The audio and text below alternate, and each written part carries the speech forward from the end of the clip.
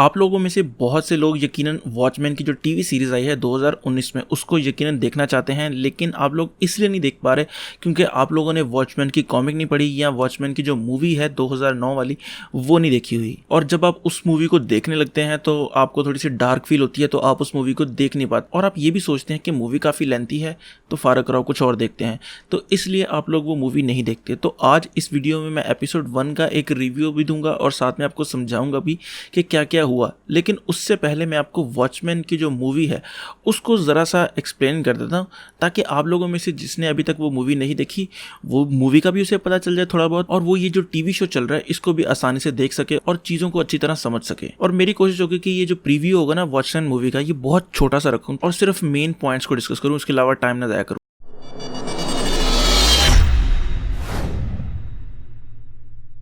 अच्छा, पहले मैं आप लोगों को मेन कैरेक्टर्स के बारे में बता देता हूँ कि मेन कैरेक्टर्स कौन कौन से हैं। मेन कैरेक्टर्स में से सबसे पहला नाम जो है वो है डॉक्टर मैनहट्टन का, जो कि आप लोगों ने लाजमी कहीं ना कहीं सुना होगा। ये एक बहुत ही पावरफुल बीइंग है और एक एक्सीडेंट के दौरान इसे ये पावर्स मिली थी और ये किसी भी चीज़ को डिस्ट्रॉय कर सकता है, बिल्कुल उसके मॉलिक्यूलर लेवल पर। खैर, इसके अलावा है हमारे पास कॉमेडियन, रॉशैक, नाइट ऑल, ओzymandias और सिल्क स्पेक्टर। अब ये जो सारे कैरेक्टर्स मैंने आपको बताए, इनमें से सिर्फ एक बंदा है जिसके पास कोई पावर्स थी, बाकी सारे एमी वेले थे, यानी कि जो डॉक्टर मैनहट्टन था ना उसके पास पावर्स थी। बाकी जो बंदे हैं वो सारे एक ह्यूमंस हैं, नॉर्मल, जिस तरह बैटमैन है ना, बस सूट पहना हुआ है उन्होंने और कुछ भी नहीं है उनके पास, और यहाँ पर उन्होंने ट्रेनिंग की हुई है, उनके पास गैजेट्स वगैरह हैं, इसके अलावा और कुछ भी नहीं है। तो स्टोरी कुछ यूँ है कि ये सब जो हीरोज़ हैं ये वॉर हीरोज़ थे, जंगों में इन्होंने बड़ा लड़ा और बहुत से मेडल वगैरह लिए। लेकिन अब जो लोग हैं वो ज़्यादा पुलिस पर भरोसा करते हैं हीरोज़ की निस्बत, तो ये सारे लोग अपना जो हीरोज़ का बिजनेस है ना वो साइड पर रख के काम कर रहे हैं, अपनी नॉर्मल ज़िंदगी गुजार रहे हैं। तो एक दिन जो रॉशैक है उसे ये पता लगता है कि कोई इन सारे हीरोज़ को मारने की कोशिश कर रहा है, और जब तक वो कमेडियन के घर आता है उसे पता लगता है कि कोई कमेडियन को मार गया है। और इसी तरह ये चेक करते हुए वो बाकी हीरोज़ के पास भी जाता है, नाइट ऑल के पास जाता है, सिल्क स्पेक्टर के पास जाता है, ओzymandias के पास जाता है। तो वहाँ पर भी उसे जो है कहानी थोड़ी सी ओपन होना शुरू होती है, प्लॉट जो है ओपन होना शुरू होता है, जो कि खैर अभी फ़िलहाल के लिए इतना ज़्यादा इंपॉर्टेंट नहीं है। और याद रहे कि ये वो वक्त था जब अमेरिका और रशिया आपस में न्यूक्लियर जंग के बिल्कुल दहाने पर खड़े थे। वो एक दूसरे के ऊपर बिल्कुल एटम बम दाने खड़े थे और किसी टाइम भी उनके दरमियान हैवी जंग हो सकती थी। खैर, रॉशैक, सिल्क स्पेक्टर और नाइट ऑल ये अंदाज़ा लगा लेते हैं कि ये जो सारा हीरोज़ को मार रहा है ये कहीं ओzymandias से नहीं है, तो वो ओzymandias को पकड़ने के लिए ओzymandias के पास जाते हैं। और जब वो ओzymandias को पकड़ने के लिए वहाँ जाते हैं तो वहाँ पर डॉक्टर मैनहट्टन भी आ जाता है, और वहाँ पर उन्हें पता लगता है कि ओzymandias का तो कोई और ही प्लान है, क्योंकि ओzymandias ने बॉम्ब ब्लास्ट की मदद से अमेरिका, रशिया वगैरह में बहुत से लोगों को मार दिया। और उसने ये क्यों किया इसका रीज़न मैं आपको पहले बता चुका हूँ, क्योंकि अमेरिका और रशिया जो है वो न्यूक्लियर वॉर के करीब थे, तो उसने बहुत से लोगों को दोनों साइड्स पर मार दिया और नाम डाल दिया सारा कि डॉक्टर मैनहट्टन ने किया है। जब दोनों नेशंस को ऐसा लगा कि हमारा एक कॉमन एनिमी आ गया है, यानी कि डॉक्टर मैनहट्टन, तो उन्होंने आपस की जंग छोड़कर उसके खिलाफ जंग शुरू कर दी। यानी कि उन्होंने जो आपस में सोचा था न्यूक्लियर वॉर का, वो उन्होंने आइडिया साइड पर रख दिया और दोनों ने मिलाप करके डॉक्टर मैनहट्टन को अपना दुश्मन बना लिया। यानी ओzymandias का ये प्लान था कि अगर कुछ लोग कुर्बानी देंगे तो हज़ारों करोड़ों लोगों की जानें बच सकती हैं, और वो अपने इस मिशन में कामयाब भी हो गया। और ऐसा ही हुआ, रशिया ने और अमेरिका ने अपनी जंगों को साइड पर रखकर डॉक्टर मैनहट्टन के खिलाफ शुरू हो गए। और इसके बाद डॉक्टर मैनहट्टन अर्थ से छोड़कर मार्स पर जाकर रहना शुरू हो गया, और वहाँ पर वो ये सिर्फ ऐसे नहीं कि छुप रहा है, वो वहाँ पर नई लाइफ क्रिएट करने की कोशिश कर रहा है। बायोलॉजिकली हो सकता है या फिर टेक्निकली कुछ भी तरीके से वो नई लाइफ फॉर्म क्रिएट करने की कोशिश कर रहा है। अच्छा, ये तो हो गई मूवी की बात। जो कॉमिक है ना उसमें थोड़ा सा डिफरेंट है। उसमें एंड पर वो बॉम्ब ब्लास्ट वगैरह करने की बजाय वो एक स्क्विड जो होता है ना, ये सामने आप तस्वीर में देख सकते हैं, इसको एक एलियन बनाकर उसने पूरी दुनिया पर छोड़ दिया, यानी कि अमेरिका और रशिया पर। तो उनको भी लगा कि यार ये कोई स्क्विड एलियन इन्वेजन हो गई है, तो अब इसके खिलाफ लड़ना है। तो वो दोनों नेशंस इकट्ठी हो गई और स्क्विड जो है एलियन उसके खिलाफ लड़ने के लिए तैयार हो गई। खैर, उम्मीद है कि इस सारी स्टोरी को सुनने के बाद आपको इतना तो आइडिया हो गया होगा कि वॉचमैन में असल में हुआ क्या। अब आगे की जो स्टोरी है वो एपिसोड 1 से शुरू होती है वॉचमैन टीवी सीरीज़ की, तो वो मैं अब आगे एक्सप्लेन करने जा रहा हूँ। एपिसोड का आगाज़ टुल्सा से होता है 1921 में, जो कि अमेरिकन हिस्ट्री का एक बहुत ही डार्क पार्ट है, जो कि बहुत से लोगों को बताया भी नहीं जाता। तो हुआ ये था कि वहाँ पर ग्रीनवुड का इलाका है जहाँ पर बहुत से ब्लैक पीपल रहते हैं और वो अमीर हैं, अच्छा खासा बिजनेस करते हैं। उस दौर में ये एक बहुत बड़ी चीज़ थी। तो जो वाइट पीपल थे उनसे ये बर्दाश्त नहीं हुआ। उन्होंने कहा किसी ना किसी तरह इनको अंदर करने की कोशिश करनी है। तो उन्होंने बंदूकों से, कुल्हाड़ियों से, हर चीज से उन पर हमला कर दिया और ऊपर से जो प्लेन है वो भी बॉम्ब गिरा कर जाता था। यानी कि वहां पर जाकर उन्होंने खून की नदियां बहा दी और बहुत से लोगों को मार दिया। और ये किया सब वाइट पीपल ने था, तो इसलिए ये डार्क पार्ट है और ये बताया नहीं जाता लोगों को, ताकि इससे अंग्रेजों की जो इज्जत है ना वो कम ना हो जाए किसी तरह। और एक ऐसे टीवी शो को जिसका लोग बड़े अरसे से इंतजार कर रहे थे, उसको शुरू करना ऐसे पॉइंट से एक बहुत ही ज़्यादा बोल्ड मूव था। और यही मेरे ख्याल से एक रीज़न है कि इसकी अगर आप रॉटन टोमेटो पे जाए ना तो ऑडियंस स्कोर बहुत ही ज़्यादा लो है, जो कि बिल्कुल भी एक्सपेक्टेड नहीं था। तो उसका मेन रीज़न क्या है कि उन्होंने उनके दुखती रग पर हाथ रख दिया है, जो कि लोगों से बर्दाश्त नहीं हो रही। खैर वहाँ पर हम देखते हैं एक फैमिली है जिसमें एक बीवी, एक बच्चा और उसका जो है शौहर है, जो वहाँ पर उस सारे बम ब्लास्ट, धमाके वगैरह से, लड़ाइयों वगैरह से भागते हुए अपने बच्चे को एक जो है टांगे पर बिठाते हैं ताकि वो वहाँ से सेफली भाग सके। और वो बच्चा जैसे ही वहाँ से निकलता है टांगे पर, तो पता लगता है कि पीछे उसके जो माँ बाप हैं वो बम ब्लास्ट में मारे जाते हैं। और कुछ देर बाद हम ये भी देखते हैं कि जो टांगे पर उसे लेके जा रहे थे वो भी मारे जाते हैं। अब वो रह गया है और उसे एक छोटी बच्ची मिलती है, वो उसको उठा लेता है। अब वो ये दोनों रह गए हैं और अब वो उस बम ब्लास्ट, धमाके वगैरह से, टुलसा से थोड़ा सा दूर निकलने की कोशिश करता है। और अगर आप गौर करें तो बच्चे के मुंह पर एक छोटा सा निशान है, तिल तो नहीं है, इसे मौका कहते हैं हम उर्दू में, जो है बाकी जुबानों में पता नहीं क्या कहते हैं। खैर, तो आपने इस चीज़ की भी निशानी रखनी है, आपको मैं आगे जाकर बताऊंगा कि मैंने ये निशानी क्यों बताई थी। खैर इसके बाद हम आ जाते हैं प्रेजेंट डे पर 2019 में, जहां पर एक बंदा गाड़ी में जा रहा होता है तो पीछे से पुलिस वाले की गाड़ी आती है और वो उसे रोकती है और वो अपनी गाड़ी साइड पर लगाता है और उसके पास पुलिस वाला आता है जिसने अपने मुंह के ऊपर मास्क पहना हुआ है। अब ये जो मास्क वाला सीन है ये भी मैं आपको समझाता हूँ कि मास्क जो पुलिस वाले हैं वो इस टीवी शो में, आपने ट्रेलर में भी देखा होगा, उन्होंने मास्क क्यों पहने हुए हैं। तो हुआ ये था कि क्रिसमस के दिन थे, सारे पुलिस वाले अपने हॉलीडेज मना रहे थे घर में, कुछ लोग सो गए हुए थे, कुछ लोग नहीं सोए हुए थे रात के टाइम। तो एक टीम जिसका नाम 7th कैवलरी है, उन्होंने ये डिसाइड किया कि सारे पुलिस वालों का खात्मा करते हैं।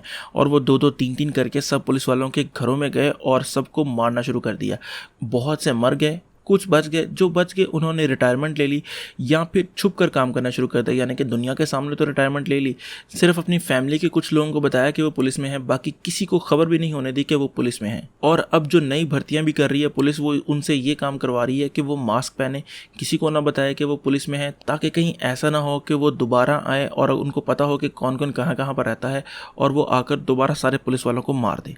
इसलिए वो ये मास्क पहनकर घूम रहे हैं सारे पुलिस वाले। अच्छा, अब एपिसोड पे वापस आते हैं। तो वहाँ पर जो पुलिस वाला है वो ब्लैक है, उसने आकर उस बंदे को रोका और उससे पूछा, तो उसे एहसास होता है कि यार कहीं ये 7th कैवलरी का तो नहीं है। तो पुलिस वाला उस बंदे से थोड़े से सवाल करने के बाद अपनी गाड़ी की तरफ वापस जाता है ताकि अपनी बंदूक लेकर आए कि अगर कहीं ये हमला कर दे तो वो अपना बचाव कर सके। तो वो गाड़ी में जाकर बैठता है और गन को उठाता है। अब यहाँ पर एक सीन बड़ा इंपॉर्टेंट है कि वो गन जो है लॉक्ड है और उस वेपन को अनलॉक करने के लिए उसे कॉल करके बताना पड़ता है कि उसे क्या इमरजेंसी है कि उसे ये वेपन चाहिए। खैर ऐसा क्यों है, क्योंकि आप लोगों ने देखा होगा कि अमेरिका में उनके पास गन होती है पुलिस वालों के पास, और किसी के साथ थोड़ा सा पंगा हुआ, गोलियां चला के उस बंदे को मार दिया। तो मेरे ख्याल से ये एक सेफ्टी प्रिकॉशन है ताकि पुलिस वाले अपनी जो वेपन है उसका गलत इस्तेमाल ना कर सके। खैर वो बंदे की जैसे ही गन अनलॉक होती है और वो बाहर निकलने की कोशिश करने ही लगता है तो दूसरा बंदा जिसको उसने रोका था वो बंदूक लेकर आता है और उस पुलिस वाले को मार देता है गोलियां मार मार के। अभी टीवी शो में उसे डिक्लेयर नहीं किया कि वो डेड है, अभी उसने कहा कि वो हॉस्पिटल में है, लेकिन मुझे उम्मीद है कि वो डेड ही होगा। खैर इसके बाद हम मिलते हैं अपनी इस सीरीज के पहले मेन कैरेक्टर के साथ जिसका नाम है जज, जो कि उनका चीफ कमिश्नर वगैरह है पुलिस का। जब उसको ये पता लगता है कि किसी ने उसके एक पुलिस वाले को गोलियां मार दी हैं तो वो उसकी बीवी के पास जाता है कंडोलेंस के लिए। अब यहाँ पर एक सीन बड़ा इंपॉर्टेंट है और बड़ा मजेदार सीन है, वो ये कि टीवी पर लाइव स्ट्रीम चल रही है डायरेक्ट मार्स से, जहाँ पर डॉक्टर मैनहट्टन कुछ काम कर रहा है, यानी कि हम देखते हैं कि वो कुछ कासल को गिरा रहा है। पहले जाहिर सी बात है बनाया भी उसी ने होगा, और वो लाइव स्ट्रीम का मकसद ये है कि लोग हर वक्त देख रहे हैं कि डॉक्टर मैनहट्टन कर क्या रहा है मार्स पर। और या फिर ये भी हो सकता है कि जो गवर्नमेंट है उसकी तरफ से ये बनाया हुआ कोई ऐसी चीज़ हो, फेक हो, ताकि लोगों में ये भरोसा हो कि हमारी हर वक्त नज़र डॉक्टर मैनहट्टन पे है कि वो क्या कर रहा है और किस तरह कर रहा है। खैर इसके बाद हम मिलते हैं अपने इस शो के दूसरे मेन कैरेक्टर के साथ, जो कि समझ लें कि इसका मेन कैरेक्टर ही है पहला, और उसका नाम है एंजेला, जो कि अपने बेटे के स्कूल में कैरियर डे पर आई हुई है। वहाँ पर बता रही है कि वो पहले क्या करती थी और अब क्या कर रही है। वो बताती है कि वो एक पुलिस वाली थी और जिस दिन पुलिस वालों पर अटैक हुआ तो वो भी एक पुलिस वाली थी जिस पर अटैक हुआ था। खैर उसके बाद वो बच गई, लेकिन उसके बाद उसने पुलिस को छोड़ दिया। इसके बाद वो वहाँ पर ना बच्चों को कुछ अंडों के बारे में बता रही होती है, और अंडों को बनाते हुए वहाँ पर वो एक शेप बनाती है जो कि बिल्कुल स्माइली फेस जो है ना कॉमेडियन वगैरह का, तो वो बंदा है जिसके ऊपर हल्का सा ब्लड लगा हुआ है, जो कि एक बड़ी ही आइकॉनिक चीज़ है मेरे ख्याल से डीसी कॉमिक्स में। अच्छा, अगर आप इसी क्लास में देखें तो आपको फील होगा कि वहाँ पर ना ग्लोब पड़े हैं और वो बहुत ज़्यादा पड़े हैं। मोस्टली कोई क्लास वगैरह हो ना तो उसमें एक ग्लोब काफ़ी होता है, लेकिन यहाँ पर काफ़ी ज़्यादा ग्लोब्स पड़े हैं, जो कि शायद ये बता रहे हैं कि ये मल्टीवर्स भी है, यानी कि यहाँ पर लोगों को पता है कि मल्टीवर्स है। अच्छा, इसके बाद जो एंजेला का कैरेक्टर है वो बताने लगता है कि कैसे वो पुलिस में थी, फिर उसके बाद अपनी स्टोरी सुनाने लगती है। तो वहाँ पर जिक्र आता है कि उसने अपनी बेकरी खोली और वहाँ पर एक बच्चा उससे पूछता है कि क्या तुमने उस बेकरी के जो पैसे हैं वो कहाँ से लिए, रेड फाउंडेशन से आए, यानी कि रेड फाउंडेशन का जिक्र आता है। अब ये रेड फाउंडेशन क्या है, ये बड़ी इंपॉर्टेंट टर्म है यहाँ पर। अब ऐसा है कि पहले एक प्रेसिडेंट था जिसका नाम था रॉबर्ट रेडफोर्ड। अब उसने देखा कि जब जो ब्लैक पीपल हैं उनके साथ कितना जुल्म हुआ और उनके साथ जो कितना रेसिस्ट बिहेवियर किया गया, तो उसने ये फरमान जारी कर दिया कि ये जो ब्लैक पीपल हैं ये टैक्स नहीं देंगे, यानी कि उनको tax, life time tax free कर दिया उन्हें। अब इसके मुकाबले में अगर देखें तो वाइट लोग जो हैं वो तो टैक्स देंगे और अपनी जो इनकम का बड़ा हिस्सा वो टैक्स में चला जाता है उनका। इसलिए भी उनको ज़्यादा गुस्सा है कि उनके माँ बाप जो हैं इतनी मेहनत करके कमाते हैं और उनके पैसे कम बचते हैं, लेकिन दूसरी तरफ देखें तो ब्लैक पीपल जो हैं वो जितना कमाते हैं उतना ही उसका खर्च करते हैं, कोई भी किसी किस्म का टैक्स नहीं उन्हें देना पड़ता।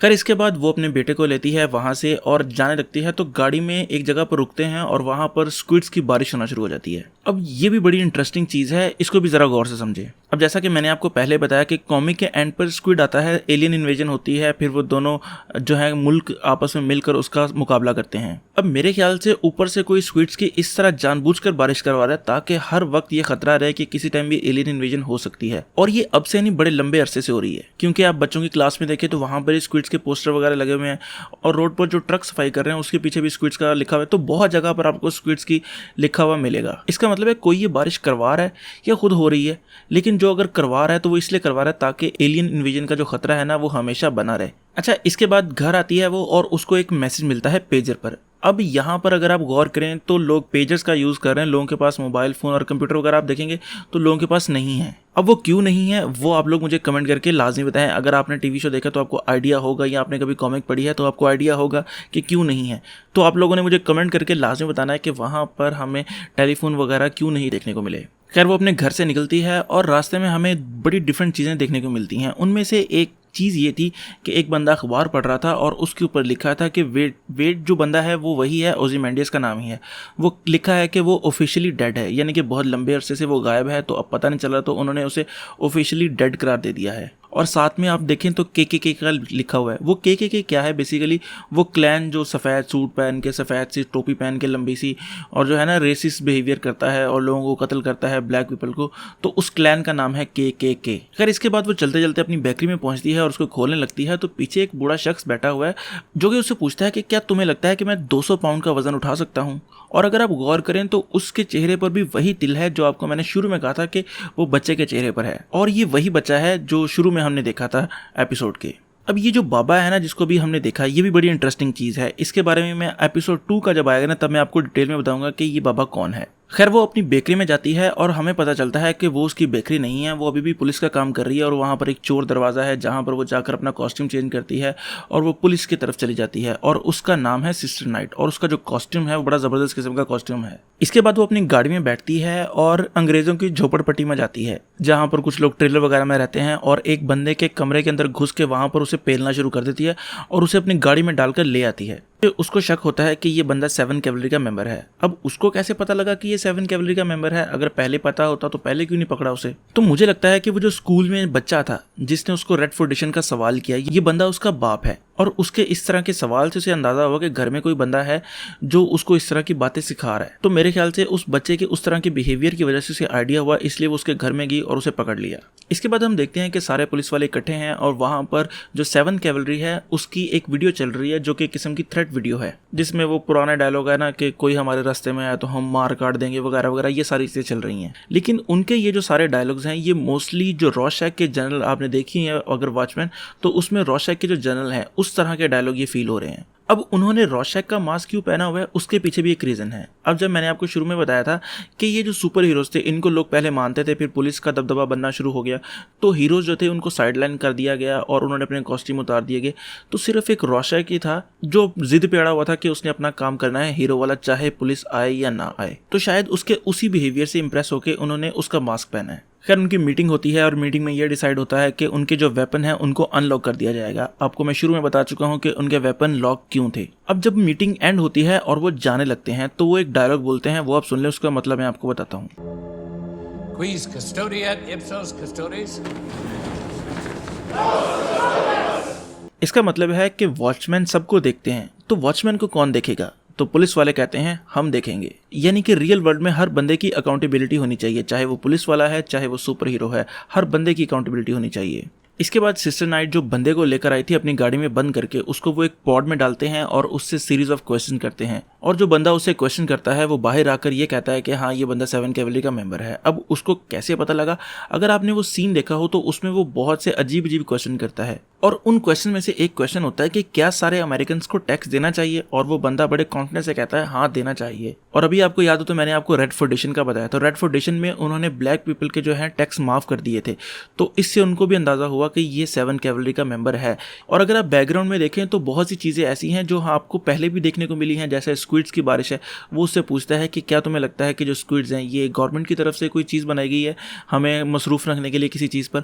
और आप एक और चीज़ देखें कि पीछे वर्ल्ड ट्रेड सेंटर हमें देखने को मिलता है, यानी कि पता लगता है कि 9/11 वहाँ पर नहीं हुआ। इसके बाद वो उस बंदे से पता निकलवाते हैं कि 7 कैवलरी के मेंबर कहाँ पर हैं। उसके बाद थोड़ा सा फाइट सीक्वेंस है, वो देखने वाला है, मज़ेदार है, आप उसको लाजमी देखें। खैर इसके बाद शुरू होता है एक इंटरेस्टिंग पार्ट जिसमें हमें जेरेमी आयरन्स देखने को मिलता है ओzymandias के फॉर्म में। अभी हमें पता नहीं लग रहा कि ओzymandias ही है वो कि नहीं। वैसे कास्ट वगैरह देख के तो हमें आइडिया है कि वो ओzymandias को भी प्ले कर रहा है, लेकिन जो है टीवी शो में हमें आइडिया नहीं हो रहा है कि वो कंफर्म नहीं कर रहे कि ओzymandias ही है वो या नहीं। और वो एक बहुत ही कोई आलीशान किस्म के महल में रह रहा है और उसके जो रोबोट्स हैं, एंड्रॉइड्स हैं, वो उसके लिए काम कर रहे हैं। यानी वो ह्यूमंस नहीं हैं जो वहाँ पर उसके बटलर वगैरह हैं, वो सारे एंड्रॉइड जो हैं रोबोट्स हैं। और वो बैठा एक प्ले लिख रहा है जिस प्ले का नाम है वॉच मेकर सन, यानी कि घड़ी बनाने वाले का बेटा। अब जो हमारा डॉक्टर मैनहट्टन का कैरेक्टर है, जब वो ह्यूमन था तो उसके जो फादर थे वो वॉच मेकर थे। यानी ये एक छोटी सी हिंट है डॉक्टर मैनहट्टन की तरफ। अच्छा बातें हैं हम एंड की तरफ। एंड में क्या होता है कि जो चीफ है वो निकलता है रात को बाहर, तो उसके टायर फट जाता है, यानी कि उसको फाड़ दिया जाता है बल्कि ज़मीन पर कुछ लगा के। तो जैसे ही वो अपनी गाड़ी से बाहर आता है तो उसको एम्बुश कर लिया जाता है और उसको पकड़ के ले जाते हैं। और फिर एंजेला को फ़ोन आता है उसके घर में, जो कि अपने मर्द के साथ यामाकाटा कर रही थी। उसको फ़ोन आता है कि मैं तुम्हें जानता हूँ कि तुम कौन हो, तुम सिस्टर नाइट हो, अपना मास्क वगैरह मत पहन के आना और जल्दी से यहाँ पर एक जगह बताता है उसे कि वहाँ पर पहुँचो। जब वो वहाँ पर जाती है तो पता लगता है कि वही बूढ़ा शख्स जो शुरू में हमने देखा था, मिड में देखा था बल्कि, जिसके मुँह पर थोड़ा सा निशान था, तिल था। तो वो जब पहुंचती है वहां पर तो वो देखती है कि वो सामने बैठा हुआ है व्हील चेयर पर, वो तो उठ नहीं सकता ना। खैर, और उसके ऊपर वो देखती है कि वहां पर चीफ को फांसी दी हुई है और नीचे उसका बैज गिरा हुआ है जिसके ऊपर हल्का सा आकर खून गिरता है, यानी कि वो जो स्माइली फेस वाला है ना खून, उसी की तरफ सिंबल बनाने की कोशिश की है इन्होंने। अब जो एपिसोड 1 है उसमें उन्होंने एंड पर बड़ा हैवी किस्म का क्वेश्चन छोड़ दिया कि क्या ये बाबे ने वाकई उसका कत्ल किया है, क्या ये वाकई ही इसने उसको फांसी देकर उसको लटका दिया है। अगर उसने ऐसा किया है तो कैसे किया है, और क्या ये 7 कैवलरी का मेंबर है, क्योंकि जो हैं 7 कैवलरी के मेंबर वो सारे वाइट हैं, तो ब्लैक बंदा 7 कैवलरी का मेंबर कैसे है। खैर इन सब सवालों का जवाब आने वाले एपिसोड्स होंगे, उनमें हमें मिल जाएगा। तो उम्मीद है अगर आपने एपिसोड पहले देखा है और अब ये वीडियो देख रहे हैं तो आपको बहुत सी चीज़ें पता चली होंगी और काफ़ी अच्छे से समझ आ गया होगा। और अगर आपको अच्छे तरीके से समझ आया तो अपने दोस्तों के साथ भी ज़रूर शेयर करें ताकि उनको भी पता चल सके कि क्या क्या हुआ है इस एपिसोड में। और अगर आपको ये वीडियो पसंद आई है तो लाइक करें, कमेंट करें और सब्सक्राइब ज़रूर करें। तो खुश रहें, खुश रखें। अल्लाह हाफिज़।